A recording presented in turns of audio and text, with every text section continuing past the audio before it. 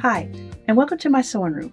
My name's Leah, and I'm excited to be a part of the Threaded Chaos blog hop, sponsored by Lumen Fabrics and Aurifil Thread.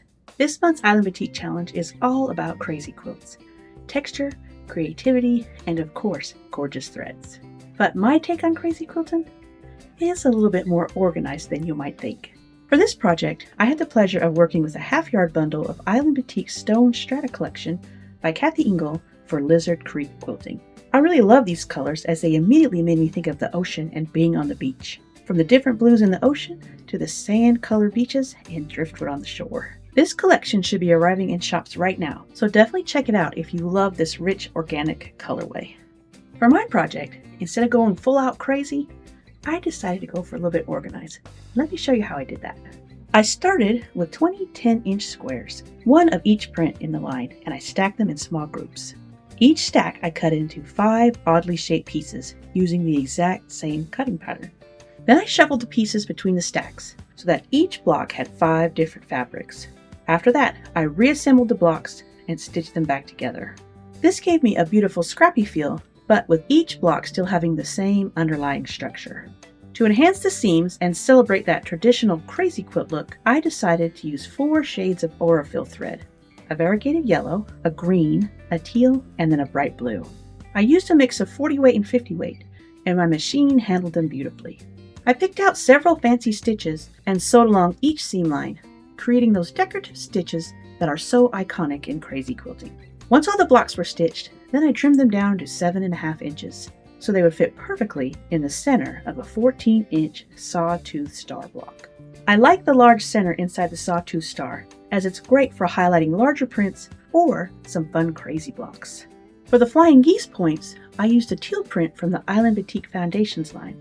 I didn't have quite enough though, so I added in an older raindrop print from my own personal Island Batik stash, and I alternated those prints between the blocks for a little extra variety. To give the stars even more personality, I added corner beam units in the corners, instead of using solid squares.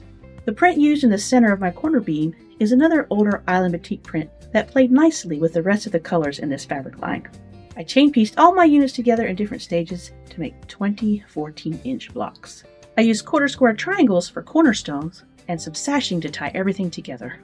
The background print I used is another Island Batik blender called Donut. It's the perfect color that ties in all the other prints together. I added a thin inner border of the donut print, and I added a bright blue print from my Island Batik stash to finish off the outer border. For the quilting, I went with Aurifil 40 weight in a beige. This color blended beautifully across all the prints, which added a lot of texture without distracting from the design. As for the quilting, I decided to keep things simple, just gentle wavy lines stitched from top to bottom. The curves added a nice contrast to the sharp points of the stars and gave the whole quilt a soft, flowy feel. Altogether, with 20 14-inch blocks and some border, this finished quilt ended up being 98 by 80 inches, which makes it perfect for snuggling or even just a nice decorative piece for the bed. While I was out taking photos, several dragonflies decided they wanted to stop by and take a look, and a blue one landed right on the blue border. I think that's a good sign that it approves my color choices. I've heard a lot about cats approving your quilts, but this is the first time I've ever had a dragonfly approval. Of course, I couldn't put this quilt together without some help from Lumen Fabrics industry partners. For the batting, I used Hobbs Heirloom 80/20 cotton poly. It's lightweight, it's warm, and it's really easy to work with. I kept my Oliso M3 Pro iron right by my sewing machine, and I use it throughout. I even use this little iron for the long seams in my quilt top. And as always, I use Schmetz needles. The 9014 Microtex needles work fantastic on batiks, which happen to have a tighter weave than other quilting cottons. What I loved most about this project was how it challenged what a crazy quilt can be. Mine doesn't have beads or lace or any of the other embellishments that you find on traditional crazy quilting, but it does have the fun stitching, and even though all the blocks are similar, it still gives off the crazy piecing of crazy quilts. I hope this inspired you to try your own twist on crazy quilting, whether you like it all wild or you prefer a little bit more organized chaos.